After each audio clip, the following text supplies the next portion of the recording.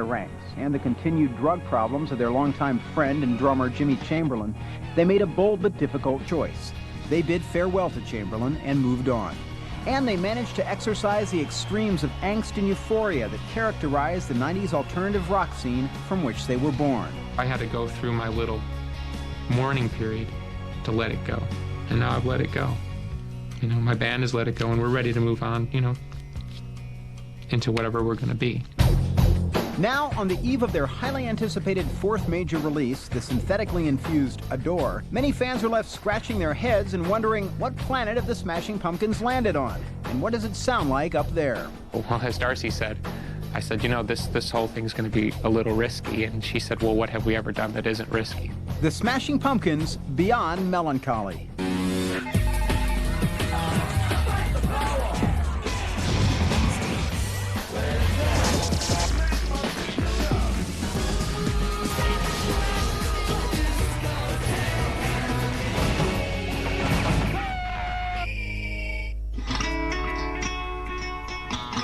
We've had tremendous success. It's just, there's a tendency to kind of go with the flow, and I'm not a go with the flow kind of guy. All I know is, you know, people say you're only as good as your last album. That's true.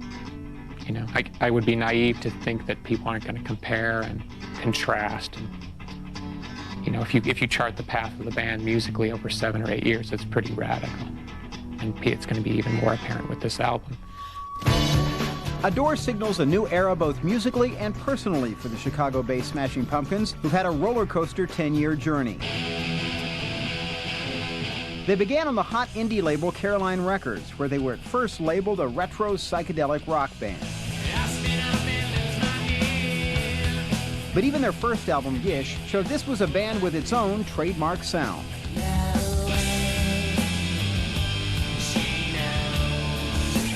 But their rough-edged, loud-soft dynamics, intertwined around Corgan's highly personalized lyrics, would inevitably find them lumped into the grunge scene, brewing due west in and around Seattle, Washington. Like the songs of these quintessentially American minor-key mope rockers, the Pumpkins' music became part of a collective rallying cry for unsatisfied Gen Xers. But for all the visceral sincerity in the music, this emotionally charged scene lasted no longer than any other influential pop music movement. In 1993, when we were in full rock swing, I could see it coming already. I mean, it made me really sad because I wanted that feeling, that euphoria. I mean, I stood on the stage and watched Pearl Jam in 1991 play, and the euphoria of what they were doing was so overwhelming that you couldn't imagine it got any better. And then we would go up on stage after them, and it was intense, but in a totally different way. I mean, the energy was so amazing. It would make you cry because you just didn't want it to change. People took the whole early 90s thing as this kind of negative rat, you know, throwing a tantrum. But what it was an energy that say, I can't take this the way that it is, that kind of rebellion against suburban America.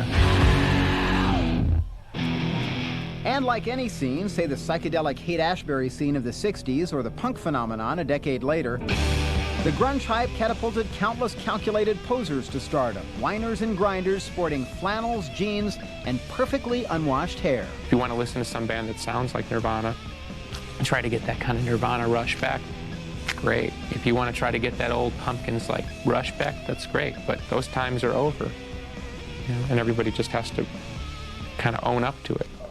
Would you like to just play Zero again? Yeah, let's do it a couple more times. My hands aren't bleeding enough yet. Second day of the studio, the complaining begins. To Corgan, if the music was destined for dilution, he would single-handedly attempt to control its legacy. In 1995, the Pumpkins would try to capture the spirit of the music they had already created in one fell swoop. A 28-track double album designed to serve as the end of a musical era for the band, and by extension, the so-called alternative culture.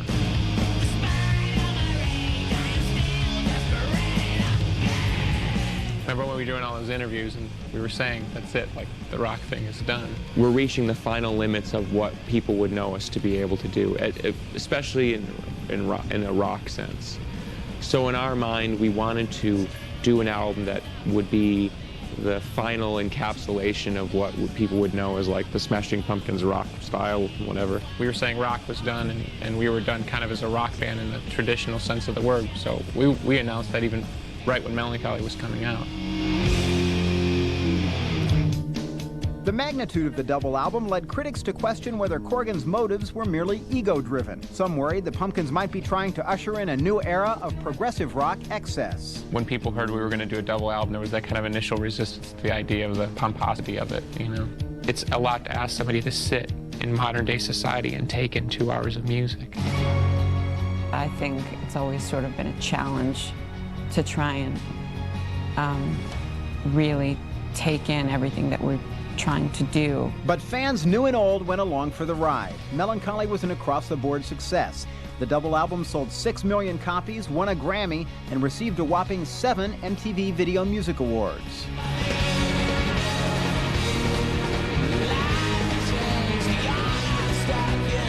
We're very proud to be an alternative band. I know that word has been kind of bulked into the ground, but that's what we come from. So we're very proud of this.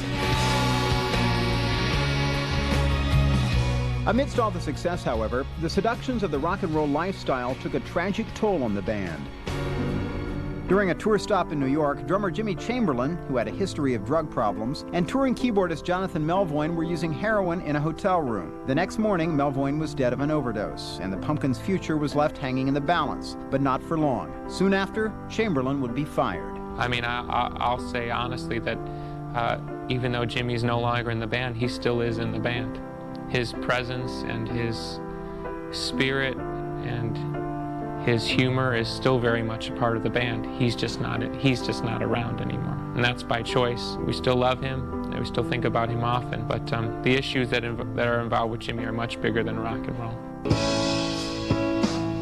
If anybody questions the band that we are now without him, all I'll say is, fine, so be it.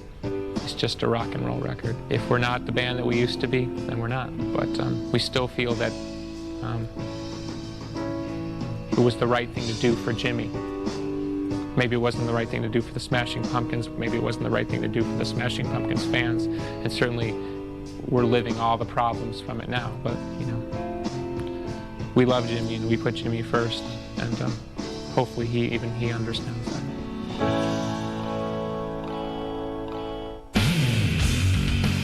If you've discovered us, you know, we're not just going to keep feeding you the same line.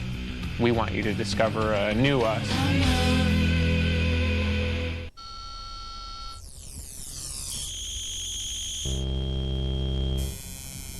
If these walls could talk, well, they're about to. The Real World Seattle, premiering on its new night, Tuesday, June 9th at 10 p.m.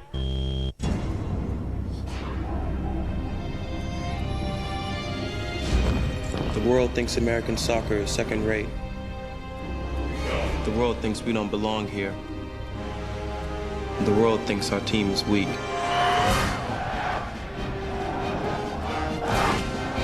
The world thinks it can intimidate me.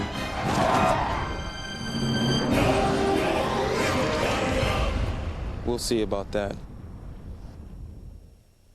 Let me tell you something about heroes. They ain't like you and me. Look at Griffey, the way he taps the spikes and grows the tee, punches the glove and flips the lid, signs the hat, eats the dirt, and twirls the lumber, warms it up and works the crowd. The way he holds the pose, slams the wall, anticipates, and always thanks his mother. Let me tell you about guys like him. They ain't just playing stick. This is Major League Baseball featuring Ken Griffey Jr. with Reality Bat for Infinite Swings. It's only on N64, only on Nintendo Sports.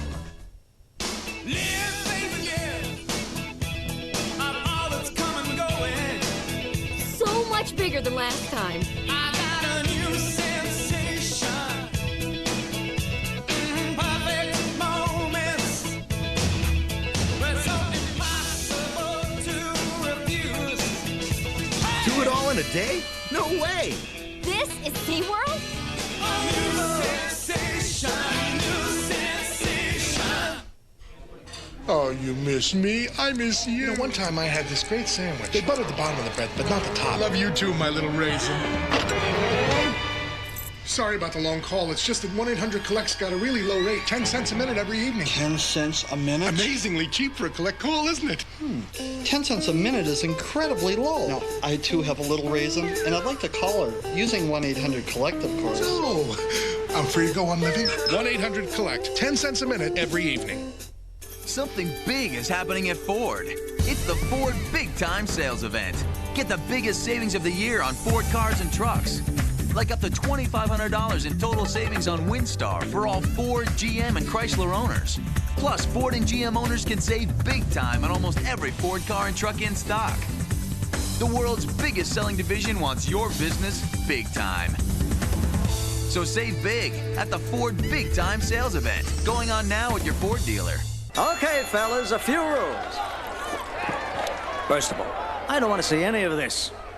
And none of this, or that, and none of this, or that, none of this, or this, or that, this, or that, and absolutely none of these. Okay, touch gloves and fight clean. Mug root beer. The foam goes straight to your brain. I just snagged a surfer. So, what's the big deal? He was chewing Cinnaburst. Flavor crystals? Flavor crystals? Excellent! Yes! Cinnaburst with flavor crystals. Bite the burst. Samuel, you must be really excited to host the MTV Movie Awards. I mean, Matt Damon, Leonardo DiCaprio, Jim Carrey. Those are big stars. Big stars? You ain't never seen no big stars. Maybe what you need is this big star right here. Lay you down, get all freaky on your ass. Mr. Jackson, your wiener. You damn right, that's my wiener. It's the 1998 MTV Movie Awards with your host, Samuel L. Jackson, Thursday at 9.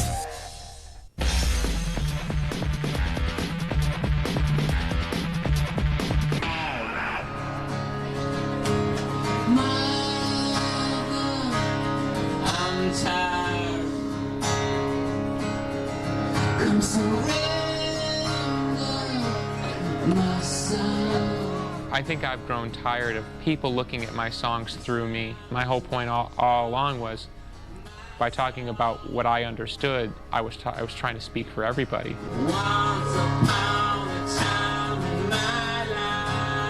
So for every person that beat up on me for being, a dramatic, overbearing, child who hadn't quite grown up, there's somebody who said, if it wasn't for you, I would have killed myself. But just reading these lyrics or hearing these songs, I knew somebody else had gone through the same thing.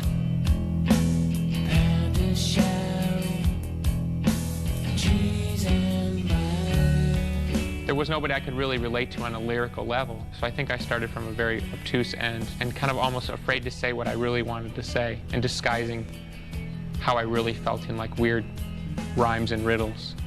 And I got very frustrated with that. So you can imagine what happened then when on Siamese Dream, out comes the pen, and it goes into Mommy and Daddy, and everyone goes, where the f did this come from, And what's your problem? And next thing you know, I'm all angry man. The world is a vampire. I mean, in a lot of ways, like, people have tried to make some of my songs more personal than they really are. And then on the other end, they've totally misinterpreted things that were very personal as kind of these universal statements. Like when I sang, the world is a vampire, I wasn't singing about everybody else. I was singing about myself and the world that I lived in.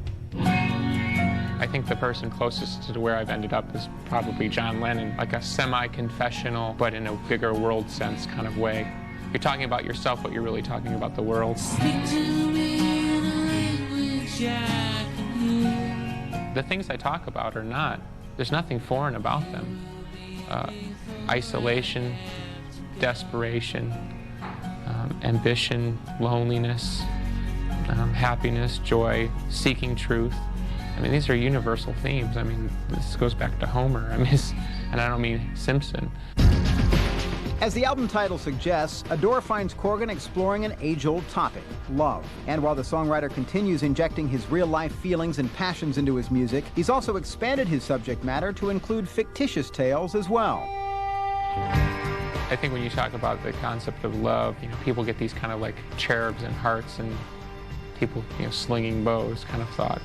To me, it's more about the responsibility of love and how people abuse love and use love for better and for worse.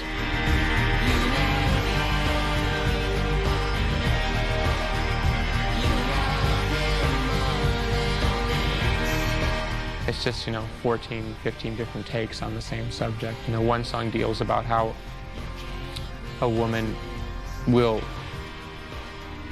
in order to get love, she'll basically give up her body. How people want love so badly that they'll literally cut off their own feelings. So basically, they love somebody so much that they're willing to let themselves die.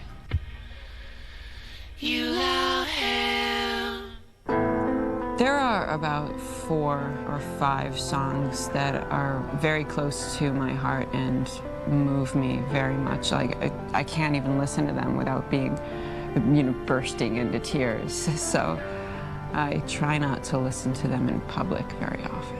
Who am I to need you when I'm down? There are some songs that I relate to very personally, and there's another song that is just like a storyline, and we don't do a lot of that usually, but it's a really beautiful, haunting story. Like an actor directing himself, Corgan took on the tedious role of producer on Adore. It was an endeavor that had both pros and cons. I was thinking maybe it'd be good just to have a guitar like that, and almost kind of bubble it under like another rhythm. I definitely gained the kind of internal freedom to just pursue whatever I wanted to pursue to its nth degree. So if I wanted to run a loop through 7 different guitar pedals, there was no one there to say, are you sure you don't want to use 6? But certainly in other areas, it's hard to do things like vocals on your own. If you have to go, don't say goodbye. You have to be hypercritical, so it's like on one hand, you're trying to be sensitive and open and sing, and then you have to turn around and then go, oh, that's not good enough. So you're beating yourself up back and forth. One day I'll follow you and see you on the other side. You listen to them. Let me hear that, and let me hear the other one. It's like, what do people see when they look in the mirror? Imagine doing that for 6 months on end, musically, and then it's like, school or something. It's like, imagine if, you were your own boss at school. You said, 1 o'clock, I want to get out. And I listen to a guitar part and I go, it's good enough. And then 6 months later, I'm freaking out because it's completely out of tune. But on that particular day, I was feeling kind of lazy, so I just skipped on to the next thing. It's that kind of thing. I feel very comfortable with the album, very happy with it. I think it's a really, really beautiful work, and I'm proud that I stuck with it, and I'm proud that my band has supported me through the whole album. See what it's like on the inside when you meet the artists who make Ultrasound, MTV's weekly music series. From teen queen to diva supreme, get intoxicated with a taste of growing up brandy. Next Sunday at 10. Ultrasound, a hearing aid for the musically inclined.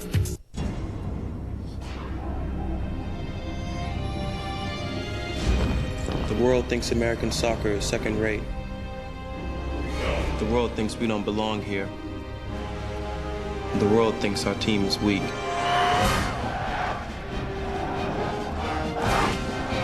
The world thinks it can intimidate me.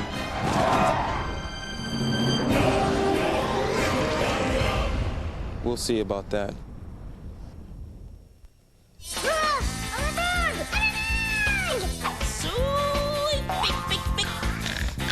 Look into my eyes. It's Game Boy Camera. It fits into any Game Boy. Just pick a friend, pick a nose, pick a friend's nose, eyes, ears, whatever. You can animate it, then with a printer you can print it out and stick it wherever you want. We call it photography. Game Boy Camera. Make fun of everyone. Oh, you miss me? I miss you. One time I had this great sandwich. They buttered the bottom of the bread, but not the top. I love you too, my little raisin. Sorry about the long call. It's just that 1-800-COLLECT's got a really low rate. 10 cents a minute every evening. 10 cents a minute? Amazingly cheap for a collect call, isn't it? 10 cents a minute is incredibly low. Now, I too have a little raisin, and I'd like to call her using 1-800-COLLECT, of course. Oh, I'm free to go on living. 1-800-COLLECT. 10 cents a minute every evening. Just for the thrill of it, just for the chill of it, just for the taste of it, just for the feel of it. Diet Coke, you're a piece of it. Diet Coke, this is the best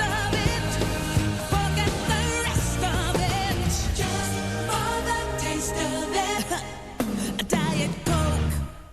Who wears short shorts?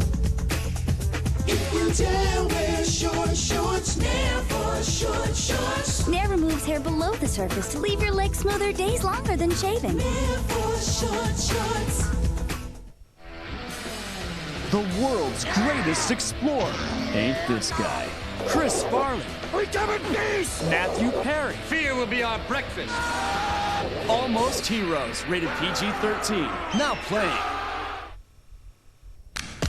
From the people who brought you pure disco comes pure funk.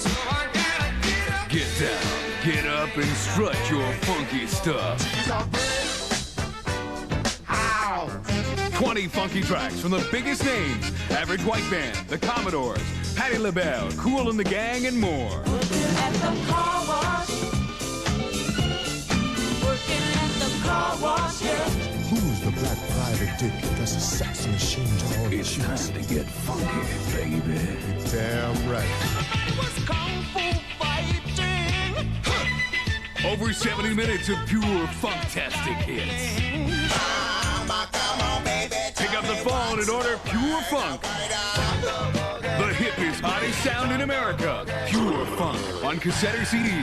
To order, call the number on your screen or send check or money order for the amount shown plus shipping and handling to the address above. Rush delivery available. Order now.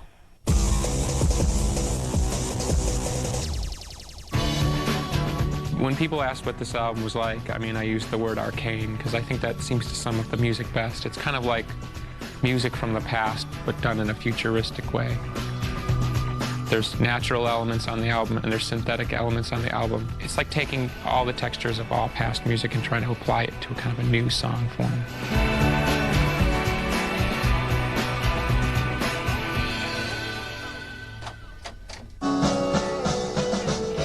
Definitely the computers and loops and drum machines is a big part of the different kind of sound, and trying to stay away from typical pumpkin cliche things that we do. The music is very beautiful and sort of timeless. I don't think it will ever be dated sounding. It's just beautiful music. Adore marks the Pumpkins' first full-length studio album without the rhythmic drum fills of Jimmy Chamberlin. To fill in, they brought on some guest percussionists like Beck's Joey Waronker and former Soundgarden drummer, now on board with Pearl Jam, Matt Cameron. Still, Chamberlain's absence had a marked impact on the band. I think initially it really limited us because we suddenly didn't really know how to play. You achieve a language, you know, with somebody, and then when that person is not there, the language between, you know, everyone is not the same. This album really is almost like the beginning. It's very similar to how we were before Jimmy joined the band. It's like we went back to where we originally were 10 years ago. It's the language of that early part of the band came back like immediately. So that's kind of where the album begins, really. Probably the most defined song in that particular way is a song called Shame on the album. You know, I took out the old little drum machine, you know, we've had for like 8 years, and just programmed one beat, and we just started playing. You're gonna walk on hell. That probably is the moment on the album that convinced me that this was the direction that we were supposed to be going in. And it's got that same kind of loose, hypnotic quality that the band had 10 years ago. There's a simplicity to it that reminds me of the style of the things on Gish, a sort of purity.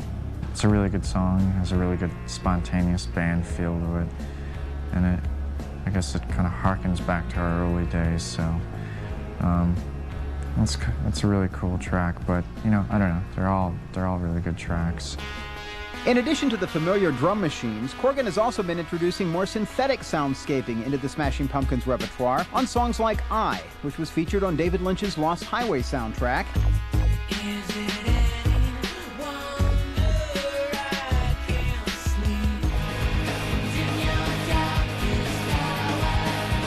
And on The End is the Beginning is the End, from the Batman and Robin soundtrack.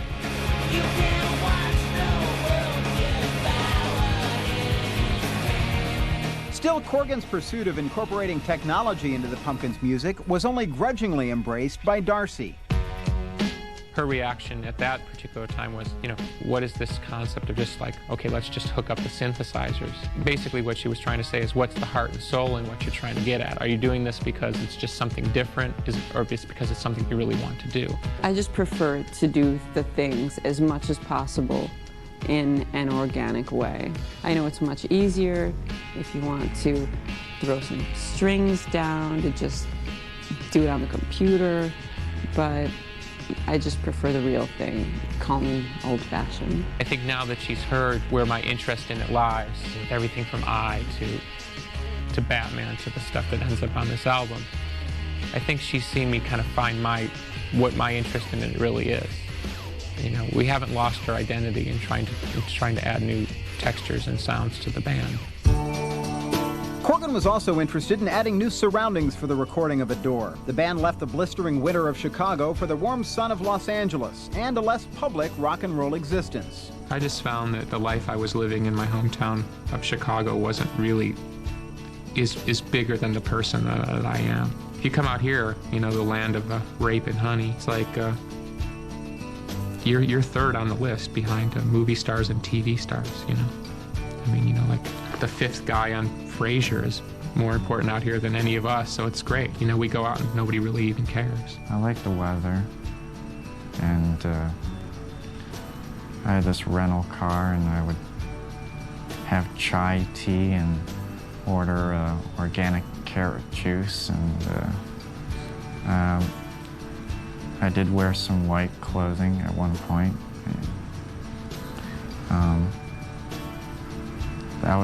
I was pretty far gone. I knew that it would either fix things and make it better and we would sort of rise to the occasion, or else it would just fall apart completely.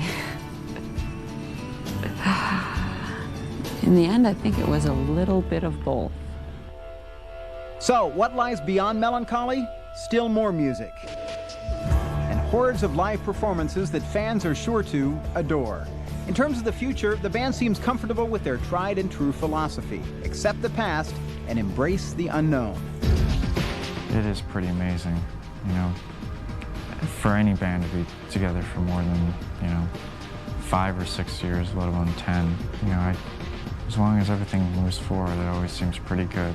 Did I ever imagine that I'd be sitting here talking with you right now about these things in the situation that I'm in now? Yes, I just didn't. We kind of took a very roundabout way of getting here. But I think it was the best route. And I don't think you could change it, because the band wouldn't be what it is if you did. We love our band, and we're very proud of the music that we make.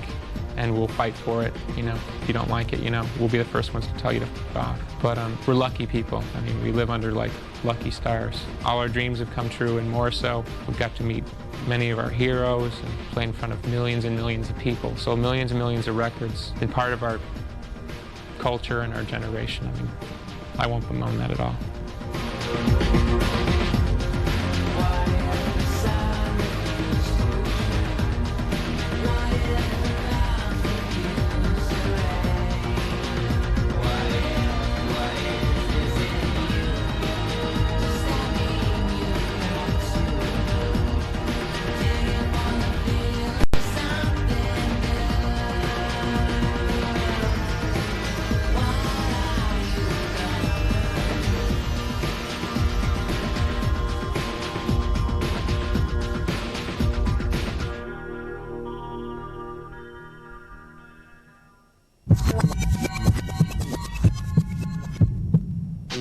Some students poured into the streets. The cops showed up. The crowd was so upset by that point in time. Everyone was screaming riot. You had tear gas canisters flying. You had dumpsters being lit on fire, being pushed down the street. It was absolutely insane.